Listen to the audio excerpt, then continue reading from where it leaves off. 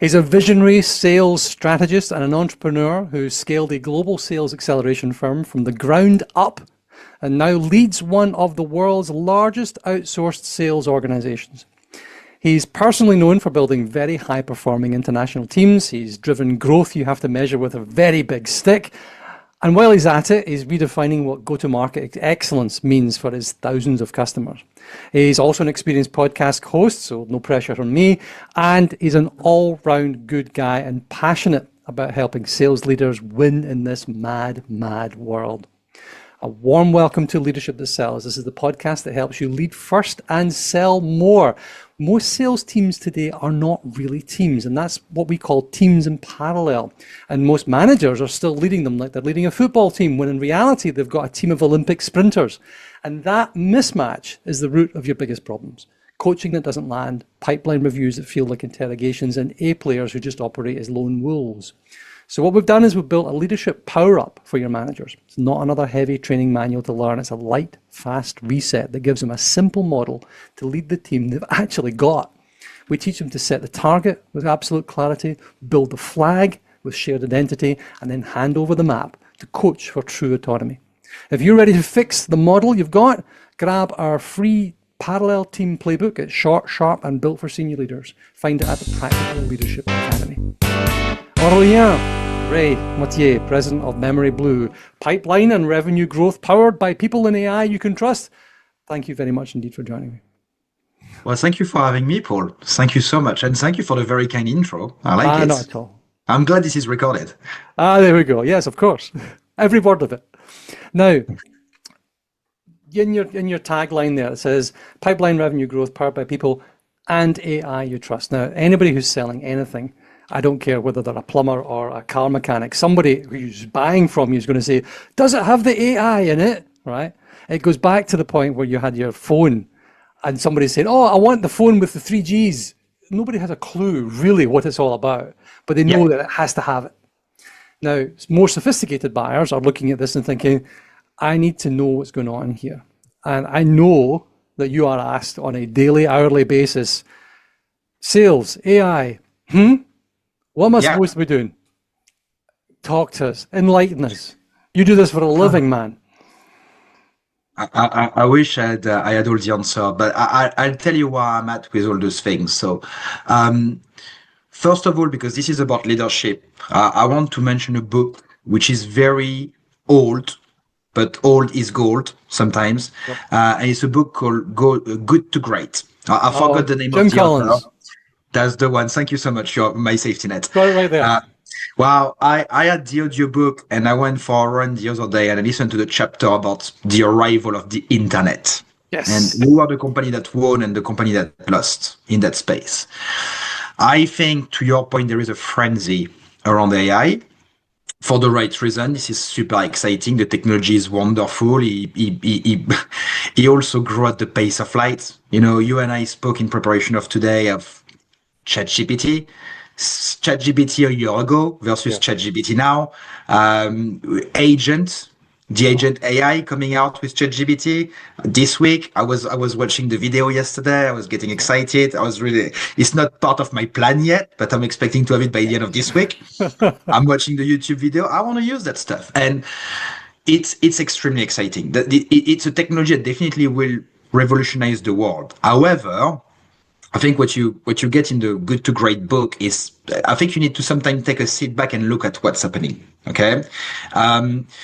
For us as an organization, we are looking at it in 3 pillars. And those 3 pillars have been influenced by great partners we speak to. We have the opportunity to have clients who are really involved in the world of AI. We have the opportunity to have partners who are consultants and help you to build machine learning engine, AI engine. That's company like tomorrow.ai, tomorrow.ai. But we also have access to lots of clients who are out of digital transformation, AI visionary, and all that sort of great stuff. So if I take the feedback of all those people together, our take on AI is relatively simple. There is one player in the world that is literally blowing everybody out of the water. ChatGPT, OpenAI. Okay. We are close to probably give everybody in the business a license to ChatGPT and move to ChatGPT Enterprise. I personally believe this is step number one. Okay. Why is it step number one? It's step number one because in the world of sales, in the world of business development, in the world of pipeline development, there is something that is really critical that the bad organization don't do. It's called research. It's called being pertinent, and it's called being, and I use the word pertinent versus personalized, because I could Yes. personalize something and Yes. be Yes. very, very painful. And I could be relevant and pertinent, which is very, very different from personalizing something. And AI is absolutely fantastic to save you time in doing all those things. Like you could research a company in minutes. You could set daily reminder. You could search individual relatively quickly. You can look at the tone of voice that you should use with people. You can use ChatGPT to help you to build an email that will be 80% ready. It's saving you 10, 15 minutes on thinking, changing words.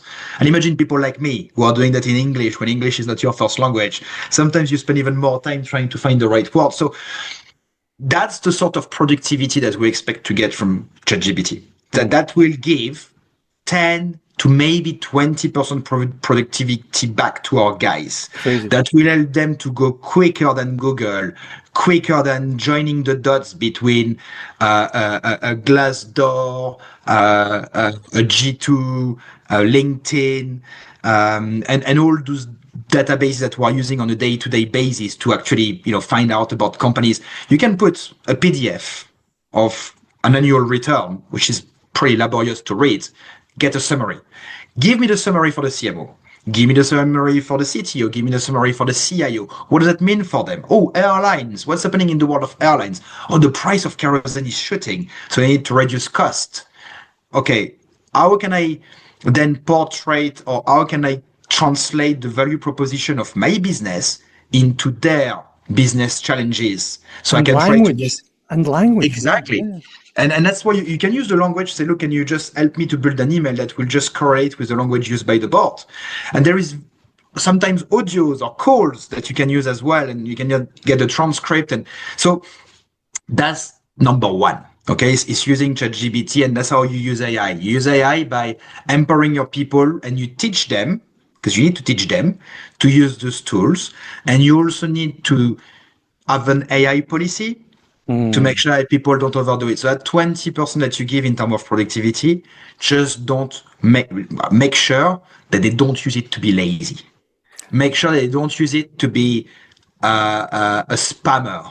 Yeah. Make sure they don't use it to send 1,000 emails and block stuff and damage your domain, damage your brand, damage your reputation by overusing AI and trying to, lots of people are saying sales is a number game. I personally disagree. I think sales is an art that requires quality, particularly when you're selling the big stuff. Yep. It requires quality, it requires timing, it requires patience, it requires relationship building, it requires creating a consensus, it requires understanding the accounts, it requires moving from one person to the other, and it requires giving before you take. It requires Okay? love. Sales requires love, and machines Absolutely. can't love. That's my take. Fake love. Now I'm with you. And so that's the first step. The second step that we are using, and we are super blessed, Paul, you mentioned that in your intro, we are relatively large in our space. So companies who are doing sales automation, marketing automation, database, CRMs, all those things that will evolve around the world of the BDR, SDR, A's, marketing people, they are relatively close to us. And they want to know what we need, and their customer success team and their product team are very interested to get our feedback in terms of what we want to see, because what we want to see is potentially what they want to build, and we have some really great partnerships. We have partnerships with companies like FrontSpin, who are a sales automation platform, really good for agencies, and they allow you to create multi-tenancy in your systems. You obviously have organizations like ZoomInfo, Cognism, who are more on the data front, but lots of other, that we are trying at the moment and we are doing trial with. And then you've got the people who are recording calls, all the voice intelligence, the conversational intelligence. That's pretty cool because you could record all your conversation. But imagine when you are an agency like us, we have over 2,500. So 2,500, sorry, I'm gonna get that right. I'm starting to speak American now, so it's a 2,500 and things of that. 2,500 conversation a day. Meaningful conversation with a prospect a day. Okay. Put all those transcript into machine learning and you can probably pull a playbook. You can say, hey, if I speak to a CTO or in that industry, what are the key problematics or key issues that they are facing? What's the best way to approach them? Yeah. So that's what we're working on with our partners. So it's the buy versus build. Okay. We are not a tech company. I am not the CEO or the president that can lead a dev team. Maybe one day, but right now this is not my job. And I'm going back to the good to great with a different circle. Yeah. Try to do things. Yours is a people business. It's always been a people business. When we worked previously, I was always impressed by the caliber of the boys and the girls on the phone, right? Yeah. I've heard people use derogatory terms like phone monkeys, and no. These guys were absolute gorillas. The caliber of the people who've always worked for you has been impressive. So you run a people business. That is now, because that's what it says behind you if you're listening, it says pipeline and revenue growth powered by people and AI you trust. Yeah. And that's huge. Sorry, go on. Yeah. Point 2, partners that you trust. So the partner that you trust, you develop with them, you discuss the roadmap, you bring things to life, you trial with great clients. We have some fantastic clients that we have problematic with because we don't see some aspect of the data, or they want to dig into something that we can't dig in, or we need to dig in with a lot of manual power, right? We'll have to put 3 weeks worth of work and it's too expensive. So really, the tools and our partners are helping us to make correlation, give more information to our customers.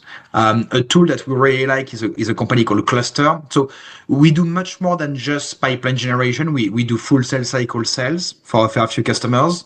And Cluster is an AI forecasting tool. Originally, I probably don't give them justice. But they really help us to understand why pipeline is stuck. Why did I get some good interaction with the accounts and there is an opportunity, but for some reason then things stalls. And what they are capable of doing is, and it's a very simple deployment as well, which is great because it's super light touch. You can get dashboards very quickly to understand what's working, what's not working, and most importantly, understand what to do on an opportunity. It's almost like it's accelerating the RevOps data analytics part of the work to focus on the consultancy part of the work. So now that I've got the data, what do I do with it? What are the recommendations that I would give you as a CRO? And by the way, CROs in our world, they used to have 2 years. It was 18 months last year. It's around 14 months right now, the lifetime of a CRO in tech. Yeah. So average. That's the average. That's the average. Crazy. So the point that we've got to make here is that you bloody don't have time. No. What can you do in 14 months? What can you do in 18 months? It's not a lot if you've got to do transformational change for a business. And it's not a lot of time. And your sales cycle is 9 of those 14 months. You don't even get time to see 2 deals through. You've got one sales cycle. You've got one cycle. Crazy shit. I had Dan Thompson on actually as a guest ages ago. I need to get him back. He's a CEO of Cluster. He's a good guy. He's the CEO of Cluster. Yeah, he's surprisingly I took a week holiday in Crete during halftime, and he was in the same resort as me. So we managed. That's kind of how we got to do more together. But this is a tool that is super useful for us because you know what, Paul, pipeline for our good meetings is not sufficient anymore. No, we've got clients who send me love letters. Oh, we love you. And right, by the way, Paul on the campaign, to your point, an absolute gorilla, a great guy, fantastic.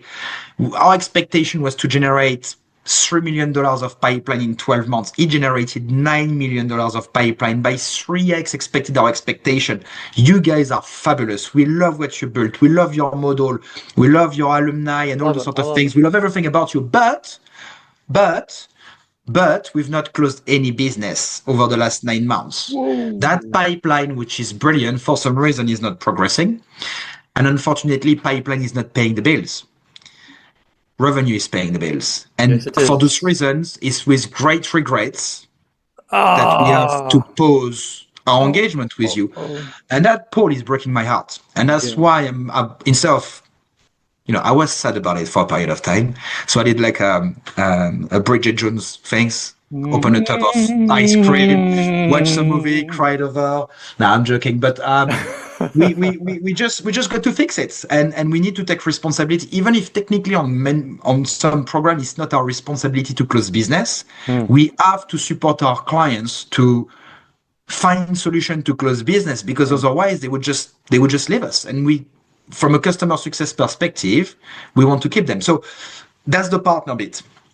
The last part is, what do we do on our own development around AI and machine learning? And here I want to speak about machine learning versus AI.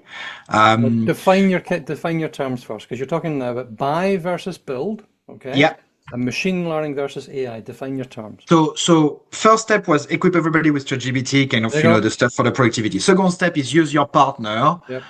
So it's the buy versus build, because those guys are tech expert. They know how to develop stuff. They would do it quicker than you. But there is also a huge risk of developing something that ChatGPT or OpenAI will give for free in 1 month from now. Yeah. Okay. And I think with Agent AI that is coming out very soon, Amazing you have a stuff. lot of small little startups that will just disappear because, hey, you are looking for someone to organize your calendar and respond to your emails and be in your Outlook.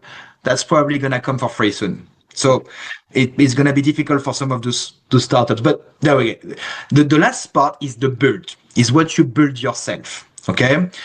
And that's tough, because you need to look at what you have and how can you get value from it that nobody can replicate.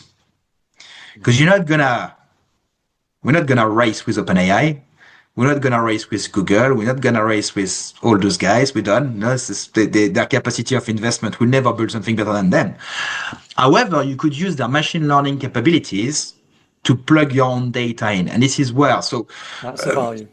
AI and machine learning, two things that are, we can go into the definition, but I guess the point that I want to make beyond that is that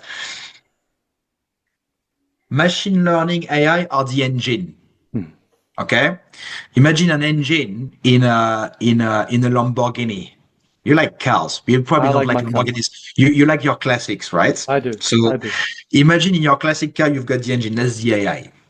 To feed the engine and for the car to drive, you need petrol, gas, whatever. That's what data is. Okay. We are the Gulf, the Arabic Gulf, or the this part of the world that produce the petrol. But we've got lots of raw data. It's black. It's not refined yet. You need to refine it and then you can commercialize it. And so you've got all the steps. You've got to find it first, then you've got to categorize it and put it together and then start to make sense of it. But that's our value. Our IP is the sheer volume of sales and marketing data that we're having in the market. You can think about intent. You can think about building playbook at scale. You could speak about building reports for companies to tell you, hey, you are a sales and marketing leadership training platform. Well, this is what we're hearing in the market through the 1,000 conversation we had last month. And by the way, we can give you a report every month to tell you how things are evolving. So there is a ton of data that we have, and we are recording everything. Okay, so we are probably sitting right now on 1.6, 1.8 million interaction with prospects or clients. Okay, recorded, transcripted, and everything. Okay, so that's not a small amount of data. The question is, what do you do with it? Yeah. Right. So how do you use that petrol, and how do you build an engine that will make the most of that? The things you put in, right? And that's what we're trying to figure out. And we've got some interesting stuff that I can't really speak too much about because these are pretty They could be life-changing for us, and they could change slightly the way we operate. But I guess the point that I'm making is when you are an organization that have a richness in the data, you should think about bringing an engine Yeah. to break down that data and help you to learn from that data. And then from the learning, then advising you on how to do the next thing in the future. Okay? Yeah. Remember, AI is fantastic. And this is why we put people first. I don't want to come back to your point now. People can do what we do. Okay? What we are doing now, some of the things that we didn't have a ton of preparation, Paul. We spoke roughly about the context and, we're freestyling right now. We're not reading a script. And I'm probably giving you some information, or I may say stuff that I may never have said before. But they are just coming up as part of the conversation. Yeah. You may give me an idea, we may elaborate, we're going to go through a brainstorm and just, oh, good, what about that? This is great. That's what AI can do. AI can create, okay? AI can't read your mood. AI can't really adjust. AI can't do the empathy that human can do. And I think AI, well, is yet to be seen because I've heard about some kids building relationship with AI on smartphones and stuff like that. So we'll see what the next generation do. But at least for our generation and for the next 10 years, 20 years that I can see beyond us, people will probably still want to have human interaction. Okay? And that's what AI can't replace. AI can repurpose something that already exists. It can give you ideas and give you stuff based on trends that they are seeing through the data. That really helps people. But that level of creativity, that thinking in the moment, that changing tone, that psychology, we don't even understand our own brain. No. How would, and maybe we will at some point, and that's where we've got to be, that's where we go to a science fiction type of movie. But that's where we need to play right now. So people are really important. So use your people to develop their soft skills, all right, which are listening, engaging, building relationship. To your point, love, emotional bridges, very important. Okay, and use AI to do all the stuff that is more laborious, more of a time drain potentially, like data, research, organizations of things, prioritizations, all this sort of great stuff. So it's about maximizing those human moments in the sales conversation, and you maximize them by automating the task via the machine. So you're missing, I think, the spark of human insight that people can bring. So you've got floods of data, floods of gasoline coming through your little classic car, and a powerful engine that's going to take you where you want to go. You have to know where you want to go. You're speeding up the journey. You're making the journey easier. But in the driving seat is your business logic. It is, as you said, it's like the questions we can ask. If you said to the AI, to an AI, what can you extrapolate from this massive set of data? It might come up with some good ideas, probably will. Mm-hmm. But you need to have and this is my intent. This is the outcome that I want to see. This is where I want to go. And you can help me get there faster or more or differently or using whatever insights you can bring. But I think the map, the empathy map, the journey itself is still, there's great value in that human connection.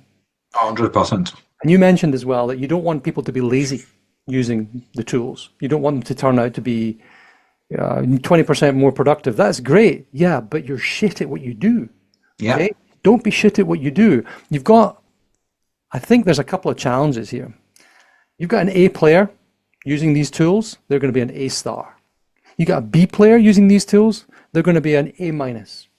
You got a C player using these tools, they're going to be a D player because they're going to amplify crap. Of course. You're going to amplify failure, and you're going to be you're going to fail faster. You're going to be out the door faster. So that's problem number one. Problem number two is you've been building SDR, BDR teams forever. And the differentiator, I think, for you was that you didn't hire so many juniors straight in. You hired really good people to talk Yeah. on the phone.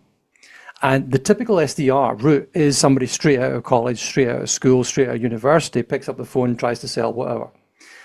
That's kind of going, right? The whole, not in your model, but I think the entry level roles are being taken by the tools. Mm-hmm. So where do people learn? Well, that's what we are trying to change that actually. So our model in the US is a bit more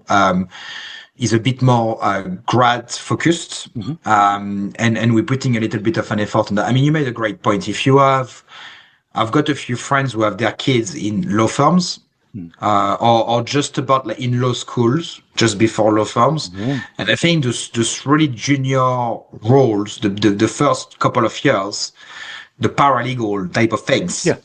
Could be replaced by AI relatively quickly. All those people doing research, all those little, ends going around and doing things. You ask someone to do something, 24 hours, you get the information. Now, technically, with machine learning, if you put all your resources in one place, you could search cases and do things very quickly and get to the information relatively quickly. And that's a very, very huge concern. Okay. Yeah. In fact, I think I was reading 3 months ago that the first fully automated AI legal firm has seen the light, and there's literally no lawyers. Like in that firm, there is probably 1 or 2 partners.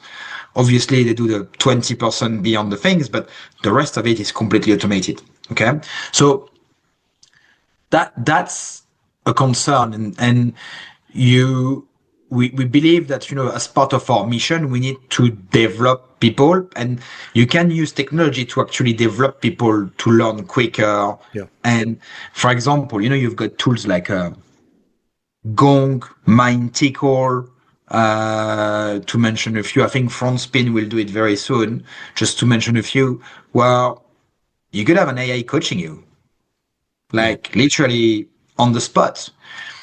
You can have better than that. With MindTickle, you can actually speak to an avatar. Yeah. I could create a CEO that is very nice, but will never buy my stuff. And I can pitch him. Yeah. I could create a CEO or CTO that is horrible with me, but is really, really, really in the process of buying something that I've got to sell. I could create, all those things and pitch them. And I can actually train. You can really do a lot of training. You can really use AI to get people to get going quickly, because that gap that we had, we're not looking for people that when we last worked together and were people more experienced in the business, we still have that, of course, but when recruiting, we're not looking for people that have done the job before. In fact, most of them have never been BDR SDR. That was their first time, but you would recruit a teacher in the US, because there's no money in teaching in the US. We would recruit teachers. A barman, somebody who's really good in a bar, right? Absolutely. Someone with a good receptionist. I mean, you'll be surprised by the amount of time we go around with the team. We had a boat party on the Thames with the London crew. Just a month ago or 3 weeks ago. And then we went for a few beers in a rooftop. I was speaking to the bouncer, and the bouncer applied, and he's in his first round of interview as we speak. I was speaking to the guy. Poaching people as you go. I love it. Yeah, and we just, but it's someone that straight away was like, okay, you seem smart. I asked him what he does, his martial arts and stuff like that. He's taking me through some of the things he's done. So I said, well, you are coachable because you competed at a really high level. And I was like, are you resilient? And then he's telling me about his background. He's someone coming from Ukraine that then has to move and it's bits and pieces and stuff like that. So he's telling me about so you've got some of those things that you are looking for: coachability, smart, resilient, curiosity. And he was extremely curious because he was the one that approached me and said, "Who are you guys? What you doing here? You seem to having a lot of fun. By the way, can you just move that way because you're just having too much fun?" But what's going on? And then we're having the conversation, and the next day, I vaguely remember the conversation, but I had an email in the morning straight in. I think he'd come back from work, 1 o'clock in the morning, whatever, send me a note, found me on LinkedIn. So it's also that proactiveness that you are looking for. So you still have those moments, but we were looking for people that would be able to jump on the boat relatively quickly. It's a little bit more difficult for a grad because I don't think school teach you resilience. No. I don't think school teach you all those things, and curiosity, things like that. Coachability may come from your environment, the way you grew up, your social interactions. So, but what you can do with technology is very quickly assess if someone is good or not. Yeah. Okay. So you can use AI in the recruitment process. You can ask questions. You can do psychometric tests. It's getting better and better. You can show them what good look like. And all those things really help you to find raw talents that have the capabilities inside themselves. But it's almost like kryptonite. They don't know how to use it for the good of the world. So they've got it. You know that they've got it, but then you've got to help them to find the resources to unlock it. And trust me, before that was tough because you would recruit a grad. And I think to your point, maybe 2, maybe 3 out of 10 will actually crack the code. Yeah. And then the rest, you're like, God, but that guy was great. I don't really understand why he didn't get it. But he was missing coachability. He was not resilient. So he was really good at the job, but he can't take rejection. And he can't fight. He doesn't want to do that 18 months, 2 years of BDR, SDR. 3 months is enough. He wants to go back to doing something. He wants an easy life. But he's really clever. And he's got the coachability. And he's curious. But he just doesn't have the resilience. Or she doesn't have the resilience. You know, and it's always one of those things missing. But now you can really use technology to find those things, find raw talents, and then you can use technology to enable them, which is brilliant. And it's great to see those guys,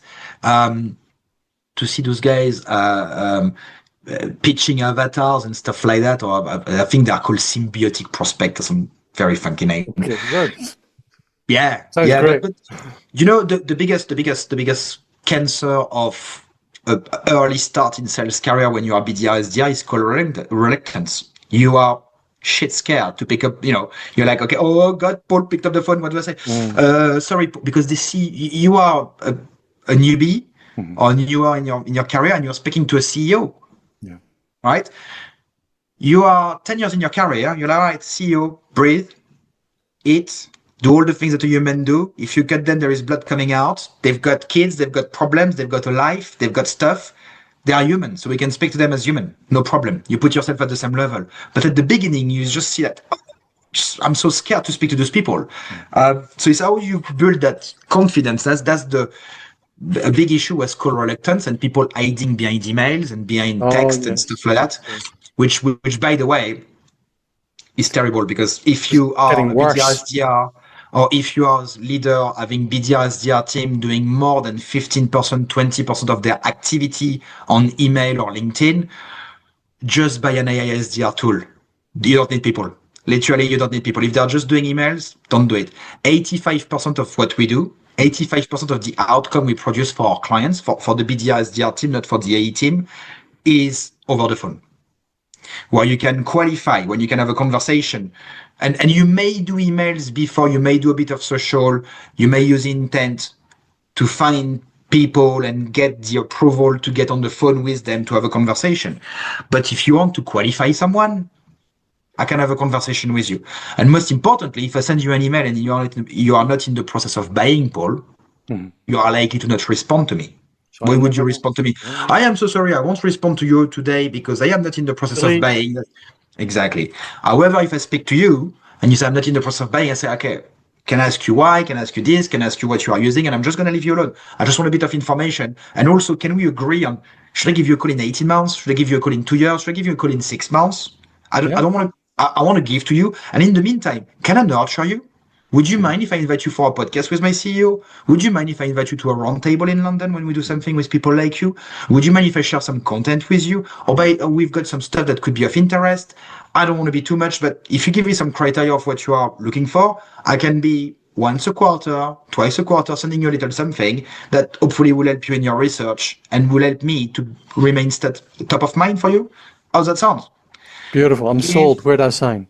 I But you mean, know, Ray, this give is why you're love. good at this shit. This is why.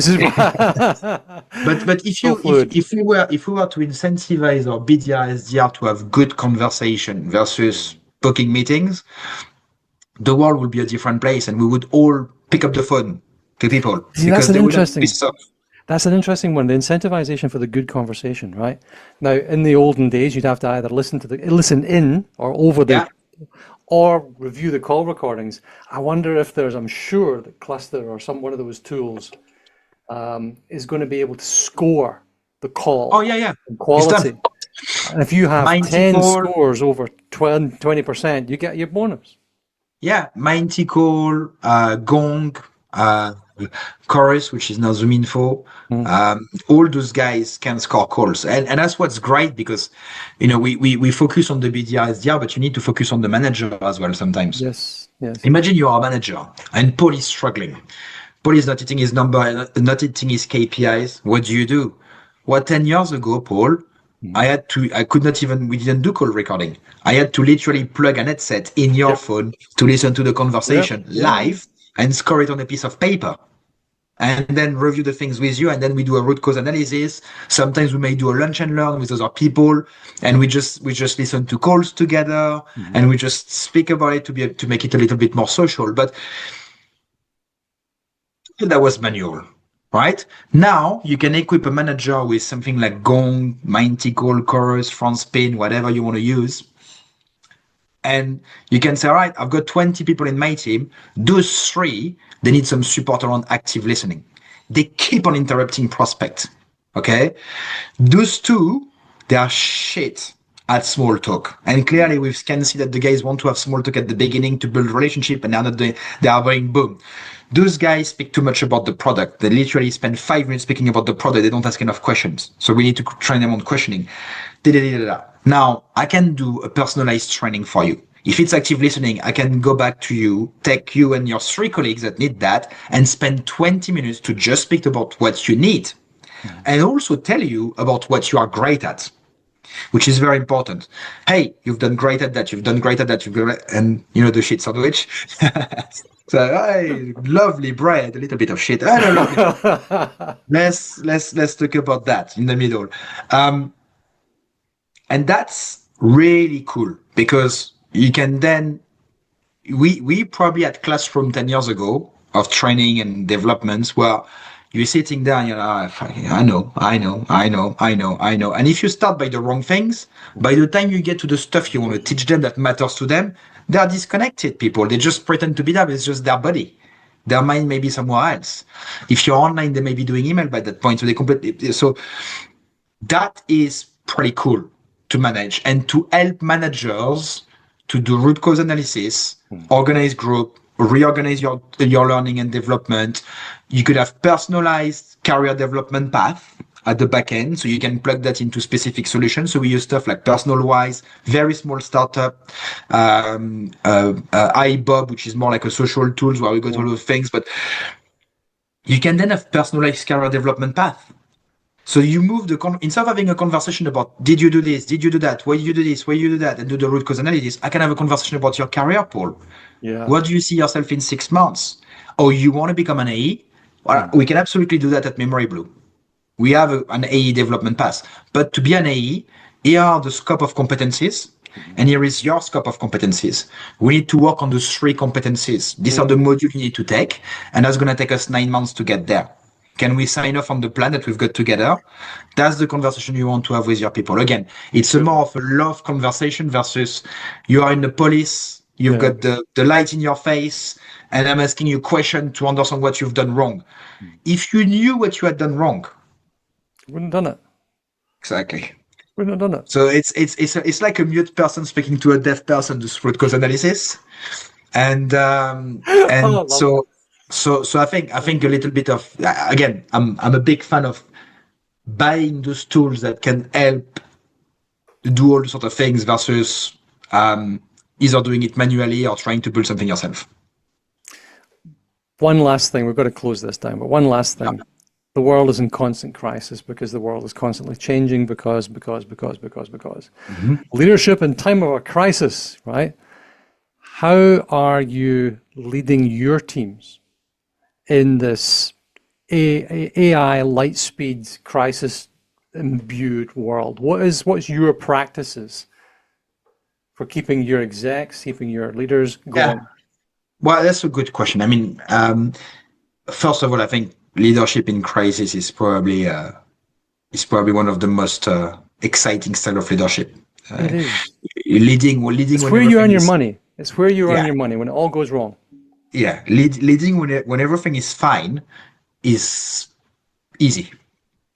Leading in crisis is a bit more difficult. And there is lots of great leaders. Nelson Mandela being one. You've got lots of others that have led in terrible conditions and managed to do incredible things, and that's great. So the first thing is being selfless in this sort of it can't be about you when it's crisis. And you really need to create a safe space for the team because you've got so many pings from outside.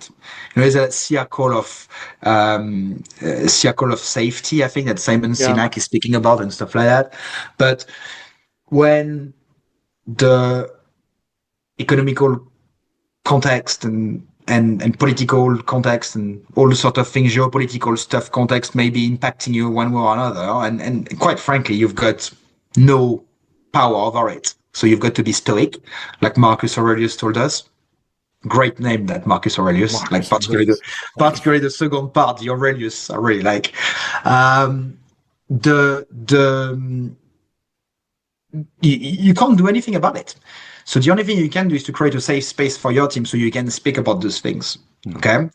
Um, Not everybody is good in that environment. So you also need to look at who you've got in your team, who can take it, who can't take it. And you may have to make some difficult choices. And then you need to create a culture of innovation. You need to move quick, right? You don't want to be Kodak. You don't want to be a dinosaur. You don't want to be dying because you're not moving. But sometimes you also, to my initial point about good to great, you also need to watch before you move. Yeah. So you need to balance the two. I think lots of people are concerned about their job Yeah. and Fear, a lot of fear. lots of fear about jobs, and that's fair. I believe that there is also lots of opportunities. And I think people may slightly change the way they operate, and we will be able to do more and better. So, sounds like a cliche, but the invention of the tractors versus having horses pushing things and stuff like that. So, you could mow your lawn much quicker, 10 times quicker than you used to do it before. So you'll have more time to do some other stuff. So that's the thing. There's lots of things changing at the moment, and it's how do people adapt through that? And our mission is to help individuals to be prepared for all those changes, to see it, and to still be relevant in a world that may be dominated by more technology, doing more stuff for us. And that's difficult. And what's also difficult is to have conversation about finding level of productivity within the business. Because as soon as you do that, is that going to put my job at risk? It could or it couldn't. Maybe we can recycle. But it's about having the right attitude toward it because, no matter what, the capitalistic machine is in play, right? So things are moving. Yeah. You have to do something about it because if you don't do anything about it, you may take the risk of being left behind and the whole boat will sink. Yep. Okay. That's it. If you're trying to stay with it, you may have a few people jumping off the boat because whatever it is, you may have some people coming in the boat. We don't know. You may keep everybody on the boat, but at least the boat is still moving. So for the mission of the business, for the mission of the team, which is the two things that we should put first as all Navy SEALs people in business, these are the right things to do. For the mission of the individual, is why it can be tricky. And that's the part that is difficult to manage because, of course, we want to create jobs. We want to create opportunities. We want to develop careers. This is our why. This is who we are as a business. But I think there is still lots of opportunities for us to develop people before we really get into the slashing and machine replacing. And I think it will drive a ton of productivity. So we will have to shift the competencies of people towards other stuff in the business that will still be valuable. So, but yeah, it's a tough time, and I find it fun to manage in crisis personally and to lead in crisis. COVID was one of my first real eye opener in business, where I completely changed my management style, and for the best, I think, hopefully. And I think right now it's also changing, but it's not as harsh. It's happening. It's quieter. It's happening from behind. There is lots of uncertainty, but there is also lots of opportunities. Yeah. So what we need to do is to focus on opportunities, look at the light, and look at the glass half full versus the glass half empty. And if everybody do that, is there a way where we will create development paths for people to do stuff outside of the business and, develop their soft skills and stuff? Maybe we will do that in the future. But look, as I said, the train is moving, so we've got to be on the train. You don't want to be off the train. I think that's a good message to end on. One last one for you. Yep. If I give you a very, very big pen and a big billboard, and you can write one message that the whole world is going to see, what is that message?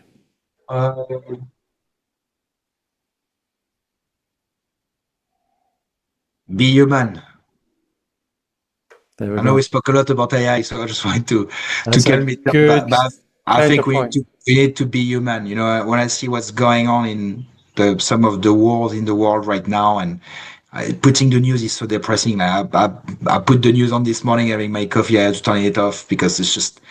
I've got 3 kids under the age of 8, so usually I watch kiddie programs in the morning. But Safer that way. It's safer that way. Yeah. I think be human. Be human in everything. Be human in interaction. Don't overdo technology. Yeah. Be human with your clients. Be human with your prospects. Build relationship.